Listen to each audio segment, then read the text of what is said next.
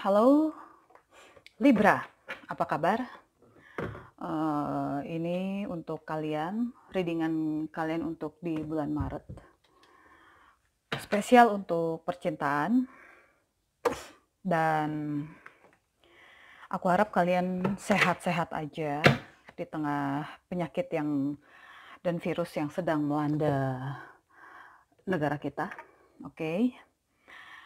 Sebelum aku mulai, aku ingin mengingatkan bahwa ini semua energinya bersifat general, readingan ini semuanya general.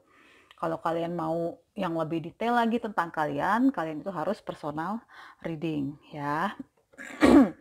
Jadi karena ini semua bersifat general, kalian tahu sendiri konsekuensinya adalah bahwa energinya bisa terbolak-balik, bisa vice versa, bisa kamu, bisa juga energi pasangan kamu yang kebaca, bisa juga memang ini ternyata pesannya buat kalian. Kalau ternyata nggak cocok, kalian bisa cek berchat kalian atau kalian bisa pindah ke channel lain yang energinya lebih cocok untuk kalian. Sorry, aku ngos-ngosan. Oke. Kita akan lihat aja ya. Kita akan mulai. Ntar aku gulung dulu kabel-kabel. Oke, ada apa untuk Libra di bulan Maret untuk percintaannya? Di sini ada new love dan deception. New love-nya, a new person has stirred your romantic feelings. Aku nggak tahu nih ya, aku bacanya benar atau enggak ya bahasa Inggrisnya. Jadi aku lihat di sini ada seseorang yang baru yang membangkitkan, yang menimbulkan perasaan romantisnya kamu. Untuk yang single sih, ini berbicara tentang datangnya orang baru di kehidupan kamu, kehidupan asmara kamu. Sedangkan untuk yang sudah punya hubungan, kartu ini lebih mengingatkan kamu tentang hadirnya orang baru di antara kamu dan pasangan kamu. Orang ketiga lah ya istilahnya gitu loh.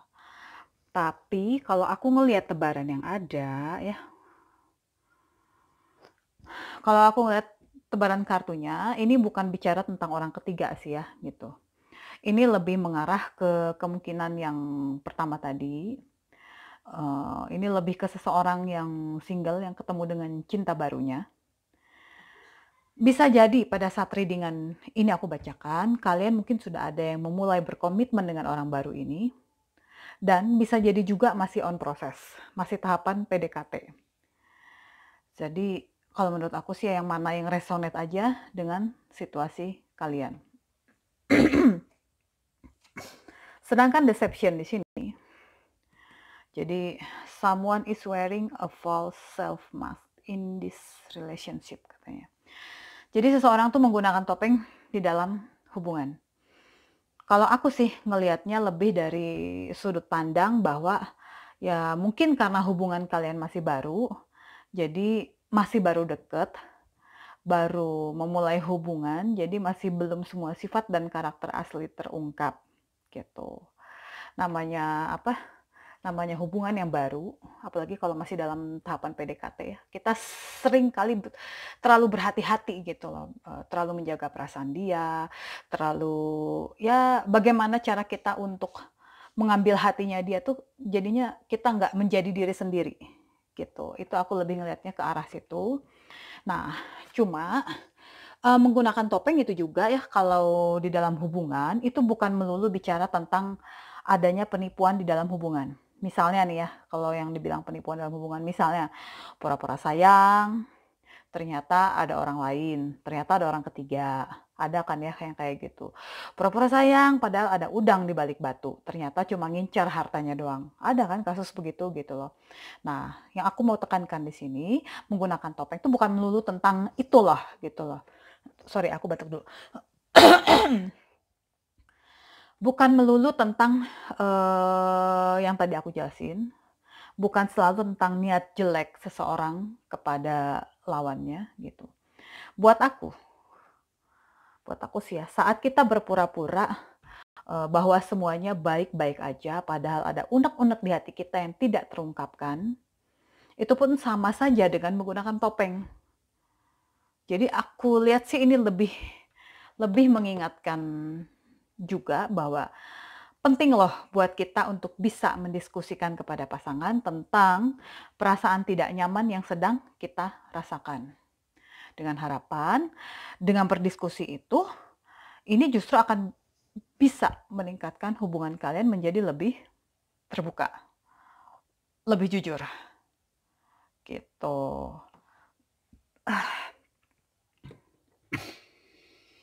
Dan kalau aku lihat di sini, di sini ada Knight Queen, Knight Queen ya. Ini menarik sih menurut aku. Jadi di atas ada Knight dan Queen, dan di bawah juga sama ada Knight dan Queen. Jadi aku rasa sih ya, ada perbedaan usia. Ada perbedaan usia di mana yang salah satunya adalah seorang Knight dan seorang lagi itu adalah seorang Queen. Seorang Queen itu biasanya menggambarkan seseorang yang sudah lebih matang, bisa jadi dia sudah berkeluarga. Ya, dia lebih dewasa daripada si Knight ini gitu loh.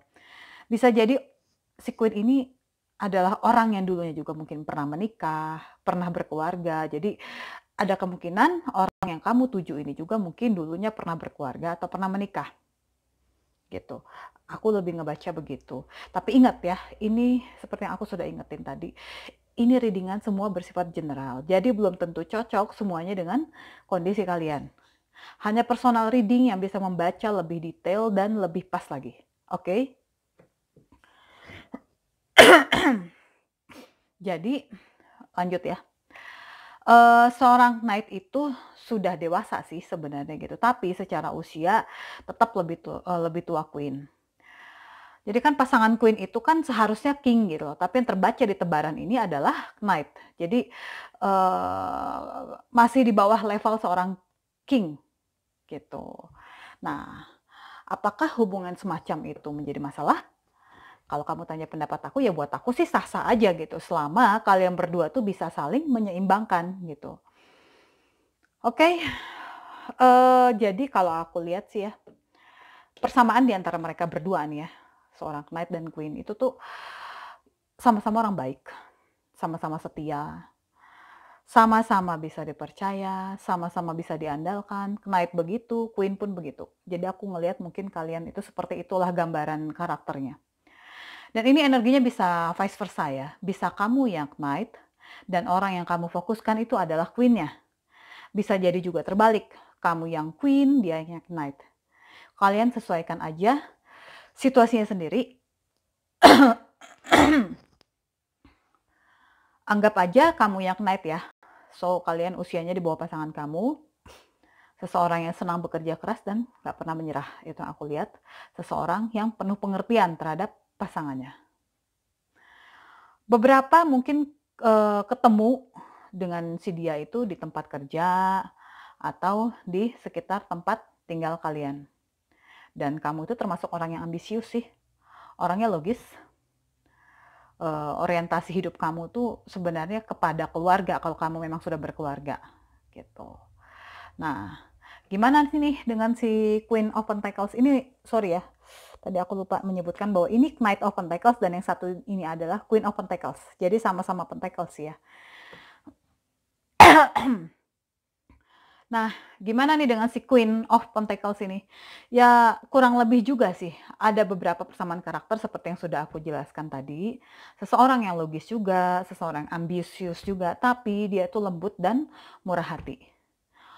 Aku udah jelasin tadi ya, mungkin dia seseorang yang pernah berkeluarga, mungkin dia sudah punya anak juga, mungkin dia seorang single parent, seseorang yang begitu merawat keluarganya.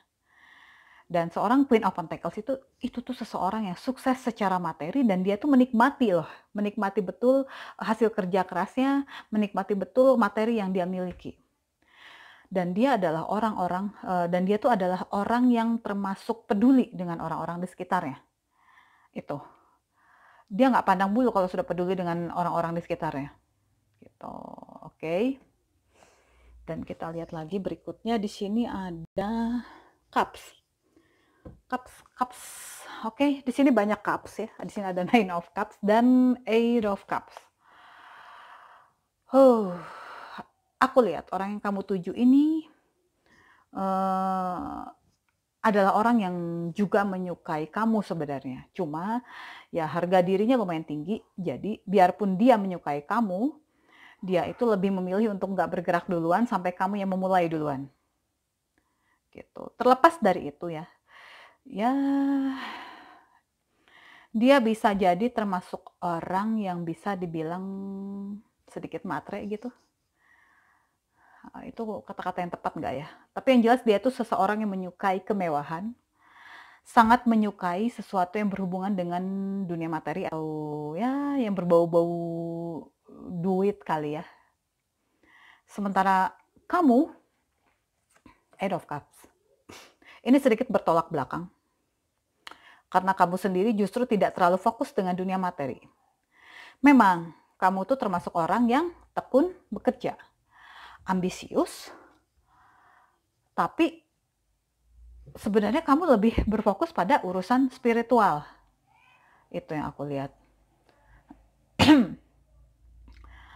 Dan aku lihat sih sebenarnya perasaan antara kamu dengan dia itu sebenarnya kuat loh.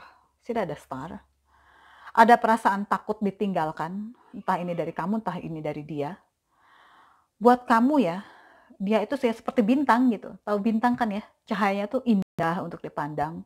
Cahayanya tuh indah untuk dinikmati, tapi sulit untuk disentuh, sulit untuk digapai. Jadi mungkin kamu hanya bisa melihat keindahannya dari jauh doang, itu yang kamu rasakan. Pengen banget bisa memiliki dia, pengen banget bisa menjalin hubungan dengan dia, yang akhirnya, dan aku lihat di sini ada Knight of Cups, saking kamu pengennya bisa memiliki dia, akhirnya kamu memberanikan diri untuk bisa menyatakan perasaan kamu ke dia. Gitu. Kamu benar-benar jatuh cinta sama dia. Kamu berjuang untuk bisa menyatakan perasaan cinta kamu ke dia. Dia sendiri sih ya sebenarnya punya rasa ke kamu. Sering keingatan kamu juga, tapi belum ada komitmen yang penuh tentang hubungan kalian. Mungkin ya masih saling menjajaki satu sama lain sih. Seperti yang aku bilang tadi ya. Tadi apa ya? Yang Nine of Cups ini. Apapun yang dia rasakan tentang kamu, dia mau suka gitu ya. Dia nggak akan ngungkapin ke kamu kalau kamu nggak bergerak duluan. Gitu. Jadi harga dirinya tuh lumayan tinggi untuk mengakui bagaimana perasaan dia ke kamu. Dan aku lihat sih ya di sini, semakin kamu mengenal dia, semakin kamu dekat dengan dia, kamu semakin mengerti, semakin tahu kalau dia itu sebenarnya orang yang sangat berkelas, orang yang cerdas dan orang yang pintar. Menyenangkan sih sebenarnya. Sebenarnya dia penuh dukungan, penuh kepedulian, dan penuh pengertian. Sikapnya ke kamu juga begitu. Dia tuh bisa mendukung kamu, dia peduli sama kamu, dan dia pengertian juga. Cuma ya semakin dekat dengan dia, jadi kamu lebih tahu gitu loh, bahwa ada beberapa hal yang mengganjal buat kamu yang mungkin saat ini belum bisa kamu terima sebagai bagian dari karakternya dia. Apa itu? Kamu ngelihat ya dia itu rada dominan. Ya seperti aku bilang tadi ya. Kamu ngelihat juga kalau dia itu adalah seseorang yang yang fokus dengan sesuatu yang berbau uang ya. Makanya tadi aku bilang katanya matre gitu ya. Aku nggak dapat kata-kata yang tepat sih untuk menggambarkan ini gitu ya. Tapi intinya dia itu suka dengan kekuasaan dan suka dengan uang. Nah, cuma nggak bisa juga kan kita tuh ngejudge bahwa dia itu matre. Makanya aku bilang tadi, aku nggak dapat kata-kata yang tepat untuk menggambarkan karakternya itu. Yang jelas sih kalau menurut aku, dengan dia sebagai seorang queen, berarti usianya kan sudah matang kan ya. Pola pikirnya itu pasti sudah terbentuk untuk memikirkan tentang karirnya, yang ujung-ujungnya itu berhubungan dengan kekuasaan dan uang. Jadi pengalaman hidupnya itu sudah banyak menempa dia untuk menjadi seorang queen. Nggak usah jauh-jauh deh, ibu kita aja dengan usianya dan pengalaman hidupnya yang sudah jauh lebih matang daripada kita. Yang dia pikirkan setiap hari itu pasti nggak jauh-jauh dari yang berhubungan dengan uang. Bener nggak? Karena apa? Seorang queen adalah seseorang yang peduli dengan keluarganya, peduli dengan anak-anaknya, peduli dengan orang-orang di sekitarnya. Bagaimana supaya kebutuhan anak-anaknya itu bisa terpenuhi? Bagaimana supaya kebutuhan orang-orang di sekitarnya itu bisa terpenuhi? Dan itu bisa terpenuhi itu dengan cara apa? Ya akhirnya kan ujung-ujungnya duit ya, gitu. Aku sih lebih ngelihat eh, pola pikirnya itu seperti itu sih, bukan matre yang benar-benar pengen morotin uang kamu, enggak sih gitu loh. Nah, sementara pola pikir seorang knight, pola pikir kamu itu mungkin belum sampai ke sana. Mungkin ada beberapa yang memang udah kepikiran juga tentang artinya tanggung jawab dalam berkeluarga.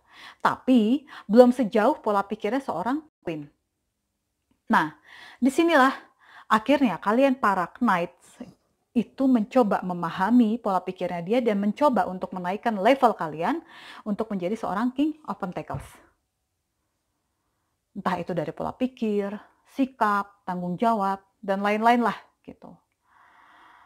Beberapa mungkin ada yang berupaya ya, punya bisnis sendiri, berorientasi pada karir supaya karirnya bertambah maju, dengan harapan finansial kalian pun akan meningkat, dan keuangan pun akan semakin stabil.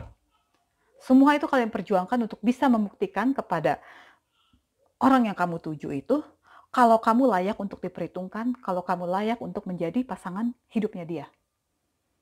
Nah, itu yang aku lihat. Dan kadang-kadang muncul sih di pikiran kamu, dengan semua perjuangan kamu itu, apakah kamu memberikan terlalu banyak energi untuk bisa memiliki hubungan dengan orang yang kamu tuju ini? Apa nggak berlebihan gitu loh, kamu tuh berjuang untuk dia seperti itu?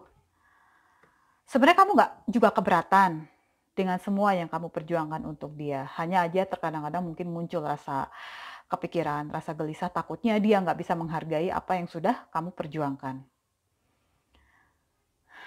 Gitu.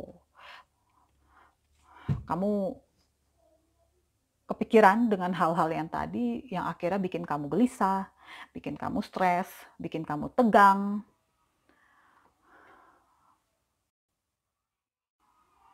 Makanya muncul Five of Swords di sini lebih untuk mengingatkan bahwa kamu harus berjuang untuk apapun yang kamu inginkan. Secara mental, kamu bisa menaklukkan apapun yang membuat kamu tegang, yang membuat kamu stres di perjuangan kamu ini. Gitu. Dan di sini juga ada Ace of Pentacles ya. Di sini aku ngelihat kalau jalan itu sebenarnya terbuka sih untuk kalian. Kamu hanya perlu maju dengan percaya diri. Oke, dan ditambah lagi nih, bottom of the deck-nya tuh di sini ada Six of Wands. Ini bicara tentang kesuksesan, tentang kemenangan. Apa yang kamu inginkan, itu akan kamu dapatkan. Dia sebenarnya memuja kamu, jadi jangan khawatir. Aku lihat kalau dari ngeliat dari bottom itu kehidupan cinta kamu tuh akan menuju suatu kesuksesan.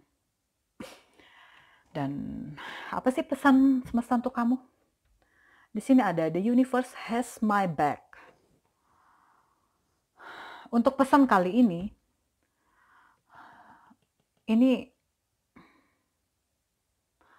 singkat kata tuh ya alam semesta tuh ada di belakang kamu lah gitu loh. Alam semesta tuh mendukung kamu, memberikan dukungan untuk setiap perjuangan kamu, tapi dengan catatan tertentu loh ya gitu loh. Mungkin kita pernah ngedengar sebuah kalimat ya. Bermimpilah maka alam semesta akan mendukungmu. Kalau buat aku ya bermimpi itu ibarat doa yang ingin kita ucapkan. Dapat terkabul apabila Tuhan menyetujuinya. Karena itu, penting untuk kita untuk bisa membawa semua perjuangan kita di dalam doa. Beliau yang Maha Tahu dengan semua niat baik kita untuk bisa memberikan yang terbaik bagi pasangan kita. Oke? Kita semua tahu bagaimana kekuatan doa itu berbicara. Intinya, berupaya dan berdoa, maka Sang Pencipta bisa mendukung semua perjuanganmu. Oke? Itu aja untuk Libra. Semoga bermanfaat tidak resonate untuk semua, tapi mudah-mudahan bisa memberikan hal-hal positif, bisa ada hal-hal positif yang bisa kalian ambil dari readingan ini. Thank you udah nonton video aku, kita akan ketemu lagi di video berikutnya. Bye-bye.